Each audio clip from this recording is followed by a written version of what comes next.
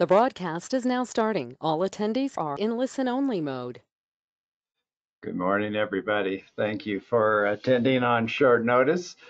I'm Robert Mines. I'm the Chairman and Chief Psychology Officer of Mines and Associates, and today's training is on shift work and sleep irregularities for our mutual first responder clients. And a lot of this training is going to talk about the hazards and then techniques and suggestions that you all might be able to make with your first responders, some of which may be realistic for them and some of them probably won't be. But it's worth at least putting it out there and having a discussion about it in terms of those recommendations. So let's get started. So some of the safety hazards of sleep deprivation are delayed reaction time, impaired judgment, poor quality vision, decreased performance, increased moodiness and irritability. And the functional outcome is it's similar to being intoxicated, which obviously for our first responders, any of these can be significant problems when they have to make split-second decisions, react quickly. If their vision's diminished, they may see on the police side, may see things in people's hands that they think are a gun when they may not be. And certainly focus and concentration are important issues. And then in some of the situations, increased aggression and moodiness again can exacerbate some of the situations that any of them are in.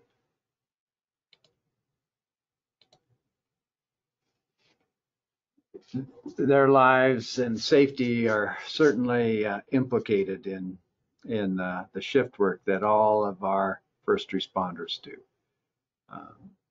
Increased accidents, fatalities, injuries, errors that they make that could have life or death consequences in the extreme end of the continuum, and certainly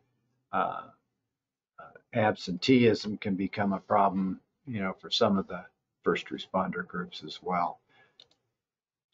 There are a number of case studies that we're going to go through that all had sleep deprivation implications for them.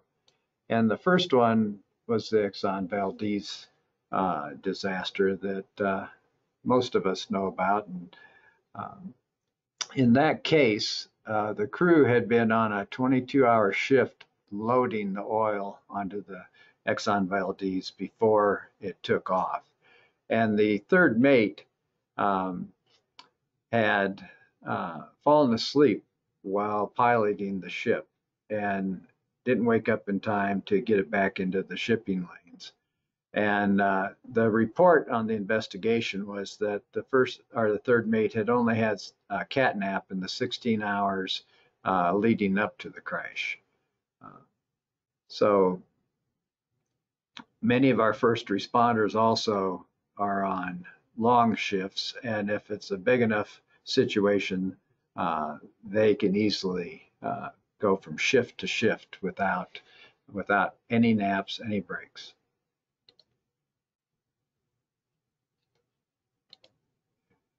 The second one was 3 Mile Island, and again, historically, that was the biggest nuclear accident in the U.S. This happened in 1979. And what happened was there was sleep deprivation going on with the sleep workers. They didn't notice that there was an overheating of the reactor's core, and half the core ended up melting. Fortunately, in that particular case, there was minimal damage versus the last one we're going to talk about, which is Chernobyl. But again, there was sleep deprivation, lack of attention to detail, significant industrial damage at the very least, much less the confidence of the population that lived around 3 Mile Island, whether or not they were going to have radiation consequences from it. The American Airlines Flight 1420 in 1999. Um, this was a situation where the flight overshot a runway. The captain was killed. 11 other people were killed. Only 24 passengers were not injured on that. Now, there was a severe thunderstorm with that. However, once the National Transportation Safety Board did the investigation, there was a conclusion of impaired performance resulting from fatigue that also contributed to the situation. So lives were lost, uh, property was damaged, confidence in the industry was also affected on part of the public after a major situation like that. And the same thing happens with our first responders when they make mistakes related to this or other things. The confidence is eroded for a bit, if not longer, depending. Chernobyl, uh, I guess was case study 4, not 5. Chernobyl, as you may remember, happened in Ukraine, and that was the world's worst nuclear disaster. The engineers involved had been working for 13 hours or more. That night, 2 plant workers died. 240 people originally were diagnosed with radiation poisoning, and 134 cases were later confirmed. 28 people died during the following few weeks from that explosion and exposure. Um, the officials involved concluded that they'll never really know what the far-reaching impact of that was. But again, those engineers were sleep deprived during that time. And then the last case study I want to talk about is the Challenger explosion in 1986, and it killed all 7 crew members. And according to a 1988 report, there were certain managers involved in the launch that had only slept 2 hours before arriving at work at 1 in the morning. And the Presidential Commission on the accident admitted that the danger of sleep deprivation was part of the problem in this serious and fatal accident. And the quote was, "The willingness of the NASA employees in general to work excessive hours, while admirable, raises serious questions when it jeopardizes job performance and safety and critical management decisions are at stake." So the issue of sleep deprivation, sleep problems for our first responders is serious. These 5 examples certainly highlight just how far-reaching it can be. And for any individual, if they're dealing with an impaired first responder, impaired from a sleep point of view, consequences can also be lethal, whether it's the EMS workers that make a poor decision on administering medical interventions, or police in terms of how they respond to them, up to and including potentially shooting them, versus fire, where they may make a decision to either rush in or out of a building, and their reaction times are slowed, and there are consequences from that. The list goes on. So, as treating therapists, what challenges do you have related to sleep and safety? It's just a personal check on this, because how we show up when we're with them also is an interaction effect, right? But then the rest of this question for you with your first responder clients is to check out, what challenges do they have related to sleep and safety. And in terms of their well-being, this is an important area as part of your assessments with them. The odds are, given their culture in these departments, as you already know, they may minimize it, and they may have done it for years. That still doesn't mitigate the risk factors that are involved. So, what are some of the personal safety and health implications of sleep deprivation? Well, they're at increased risk for chronic illnesses such as heart disease, GI problems, obviously missing family and social events, which is also an issue, as you know from some of the other trainings we've done on family interactions, culture, and impact on family. So relationship stress goes up, even if you're not a first responder when people are sleep deprived. Um, Stroke risk goes up. You know, when you're tired, it's really difficult to not use food to try to compensate energetically, which can lead to obesity. We had a consult we did, it wasn't with first responders, but it was with mine workers who worked 12-hour shifts. And there was a subgroup that had BMIs over 35, and the company had done everything known to help them lose weight and be safe. Uh, and these were folks who were 8 miles underground um, and weighing over 350 to 400 pounds. So if they had an incident, health wise or otherwise, it would take 6 people to get them out. Turned out, upon the assessment of the situation, that they would work 12-hour shifts and then they would get callbacks, which means they were now working 24-hour shifts. And you know, when you're that sleep deprived, it's tough to go use the on-site gym. It's tough to use the metabolic programs. It's tough to think about dieting. And then the next one on here is it increases the diabetes risk, which all interacts with weight levels for people. And that's true for the first responder groups, depending on the physical training requirements that they have to maintain. And we all know there are certain uh, first responders who do not have those weight requirements to stay within, and therefore are at increased risk. And then it contributes to memory loss. So this is a whole nother set of problems when you have to respond quickly, you have to rely on your memory and what to do, and it may be compromised.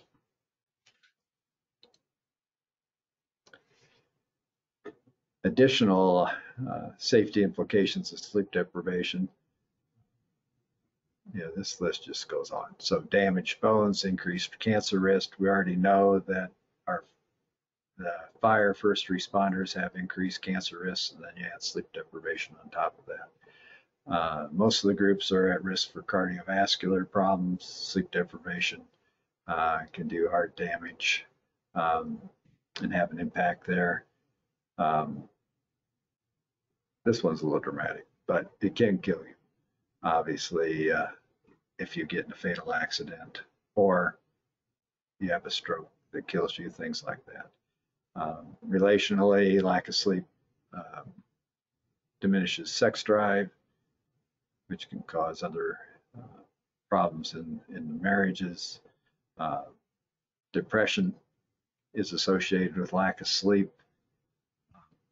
Skin aging, impaired judgment. And then the caveat about impaired judgment is it also impairs your judgment about sleep and its deprivation. So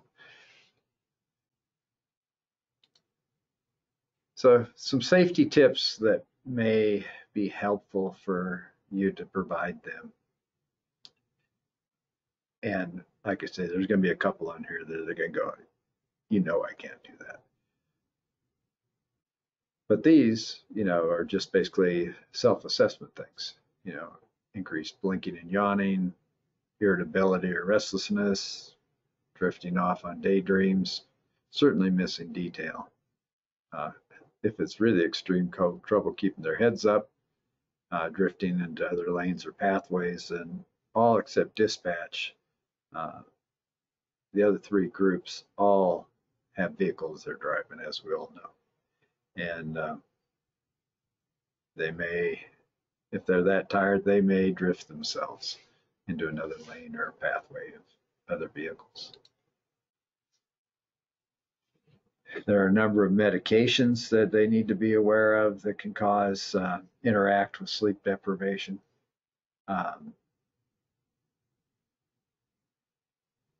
Those medications are the ones used to treat colds or allergies or motion sickness, and drowsiness is one of the side effects. And there are warnings about getting behind a wheel. We probably don't even want to know how often that one happens. But from an ideal point of view versus a practical matter and how they actually all work, again, this is something at least they all need to know about if they're not talking about it. So this may work for all of us on the therapy side. It may work for the fire department. I'm not sure it'll ever work for the police, or it could work for the EMS workers if their employers allow it. That sleep is best, a nap is the best solution. Even 15 to 20 minutes can be really helpful for people. And with our phones these days, most of them have timers, or alarms where they could set it and wake it up, or to wake up. But then that goes back to questions they need to talk to their supervisors about whether, their departments allow for short naps. You probably all run across news reports of some police officer who was found asleep in their patrol car. And of course, the media is like, this is awful. But those of us who work with them would probably be thinking about, I wonder what was going on there. How many shifts had that officer pulled before he or she just fell asleep? And who knows what's going on in their home life, with having young children or, other stressors that can also add to sleep deprivation besides the shift work that they do.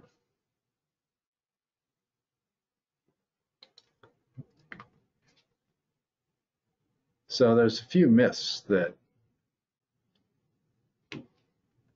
people have about falling asleep behind the wheel, and it's usually only old people who fall asleep behind the wheel. Well, when you look underneath the hood of the data indicate that more than half of fatigue-related crashes were caused by drivers younger than 25. And certainly our first responder population has drivers in this age category at the beginning of their career.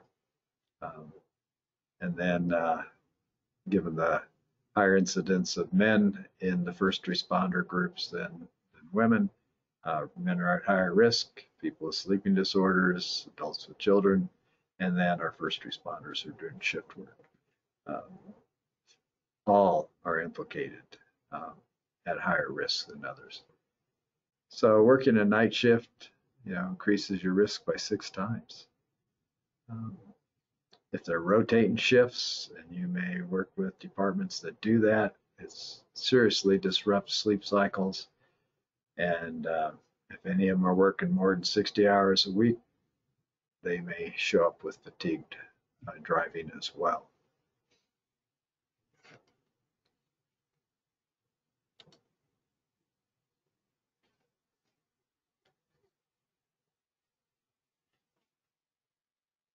So we all know that drowsy driving can be lethal.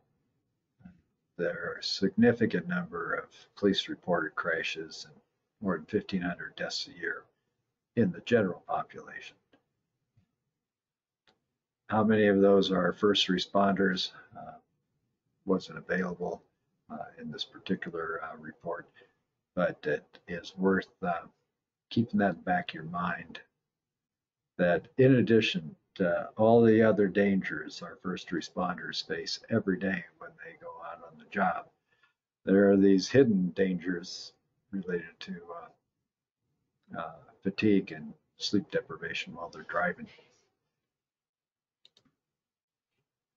And one more element of better drowsy than drunk. Again, the data would challenge this. If you've gone 18 to 24 hours without sleep, the reaction times and driver impairment are comparable to being legally drunk. The poor judgment, reaction time, and dozing off are all associated with that type of sleep deprivation.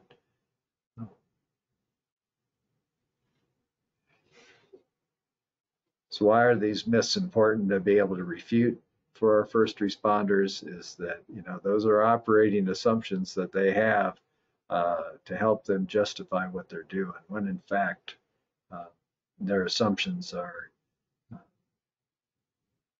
incorrect and put them at serious risk. So what are some strategies for better sleep? And some of these things are going to be listed in the notes section of the slides when we post them. However, there are certain things that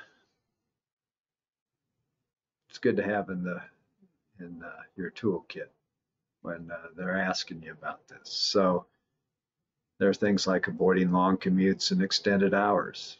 They may not have any choice about that, and some of them don't live in their communities because they do work that the communities may not approve of, or they may be police officers, of which there's a lot of community backlash. And so it's just a self-preservation component to live somewhere else and commute in. Some jurisdictions do require them to live in the community, but not all do. If you're working a shift and you're actually allowed a break, it's take a 5 to 10, 15-minute nap. Just be sure to set your alarm. Obviously, you want to do that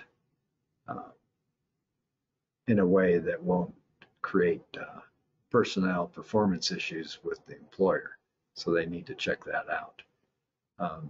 If they can work with others, it helps keep people alert. But a lot of our police first responders, they may or may not have a partner in their car. Many of them don't. So they're on their own. Certainly fire and EMS and dispatch are usually working with others, although dispatch may be working remote these days, depending on the organization. If they can take active breaks, between calls or on their breaks where they're taking a walk, shooting hoops in the parking lot, doing some kind of exercise, those are all helpful things to do to deal with the sleep deprivation and stay alert.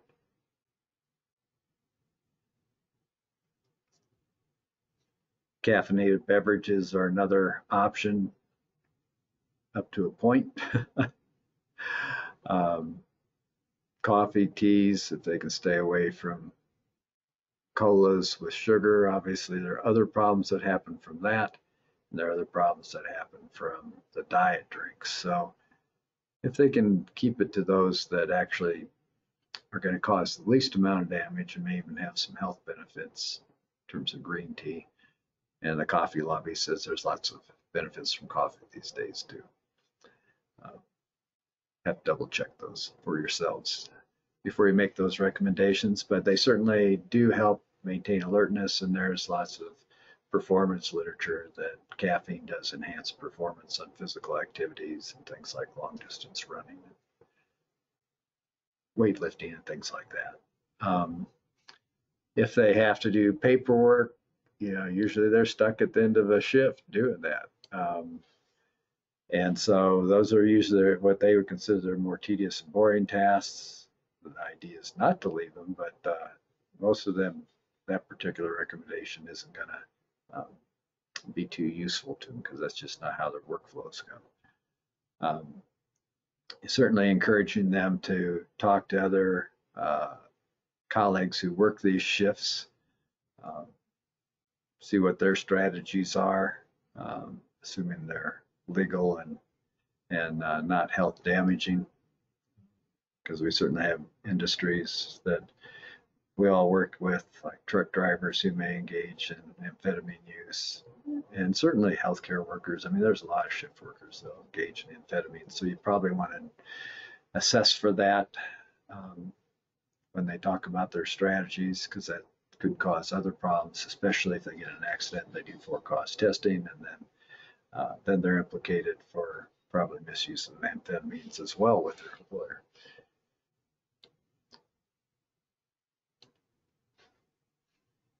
Not to mention all the other addiction issues with that. Same with other stimulating drugs like cocaine, as it were, crack.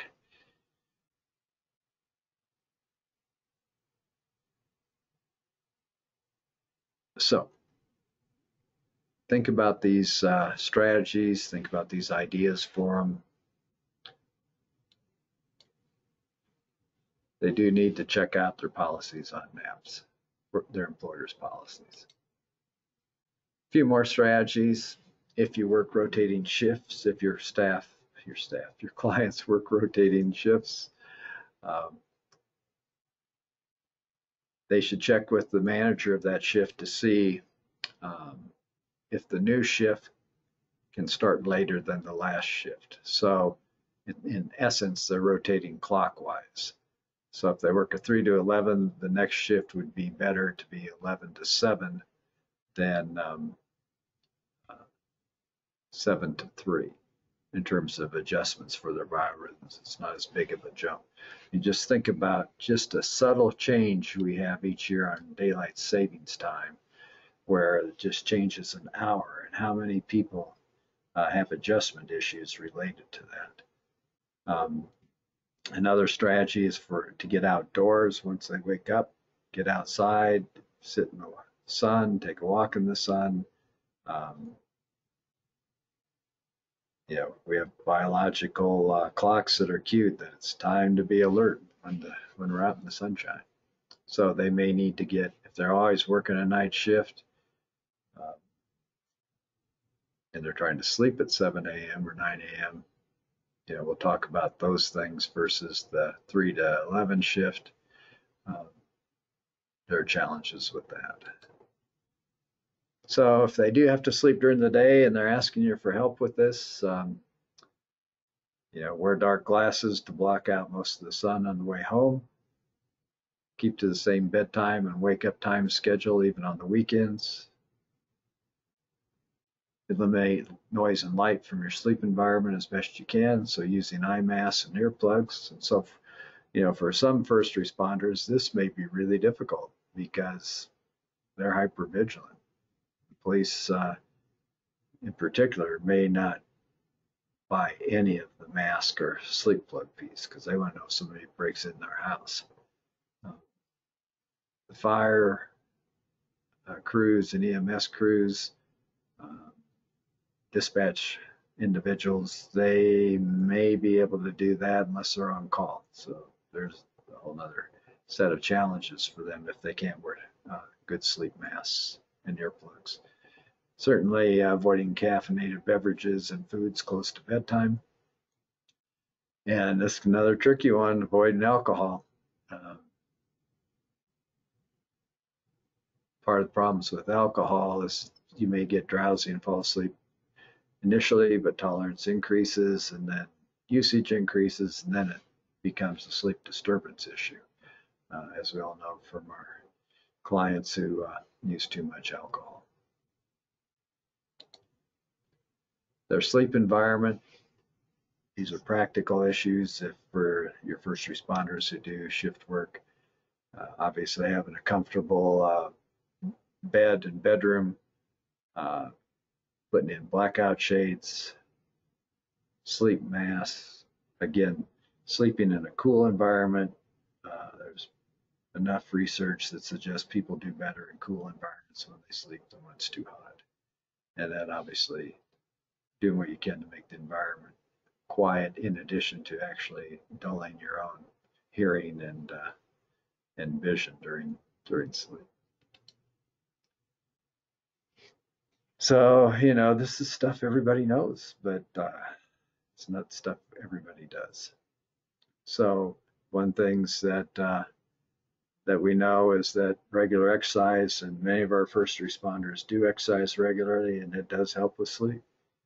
You know, how they eat also affects their sleep. If they're eating foods that create the kind of BMIs those mine workers had, uh, people usually run into sleep apnea problems, other sleep issues with obesity. So eating healthy, again, affects energy positively and negatively, or positively, and eating poorly affects it negatively. They're in high stress jobs, as we already know. So anything you can do to help them work on stress management, situations, skills, techniques, uh, schedules, these are daily maintenance tasks for them to be able to perform professionally. And certainly drinking plenty of water. Um, it's important to stay hydrated when you have people out in patrol cars and things. Hopefully they have plenty of places they can stop to uh, take care of their bio needs in that regard. And hopefully they're not restricting their fluids intakes because um, they can't take a bio break in a convenient way. And certainly when they're in a crisis, they definitely need to stay hydrated. Obviously, if you're fighting a fire, you've got increased fluid losses, things like that. Um, so the list is needs to just stay front and center for folks who are first responders, uh, because otherwise their professional longevity is compromised if they're not doing the daily maintenance, of which sleep is part of that.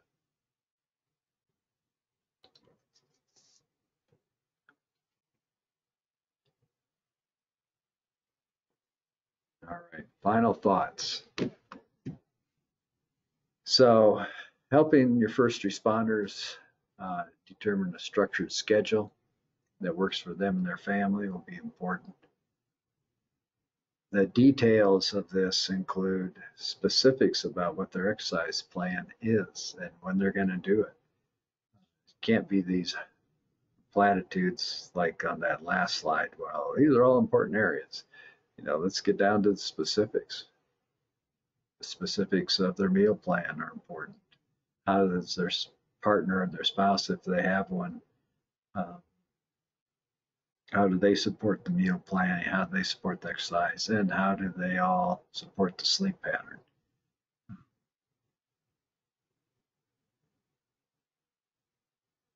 Creating a healthy sleep environment.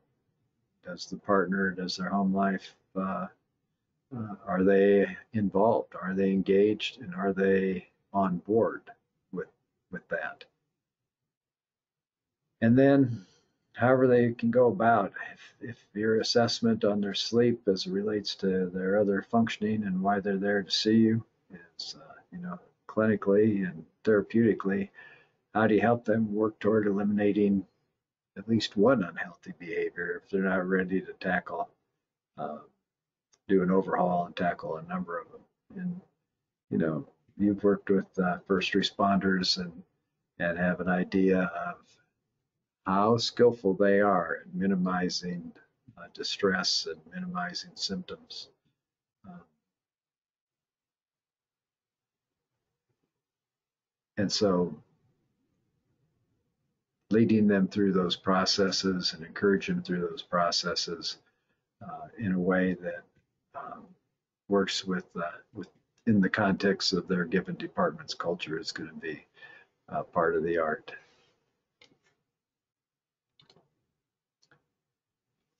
If you need any more information or have any more questions, you can certainly contact provider info at mindsandassociates.com.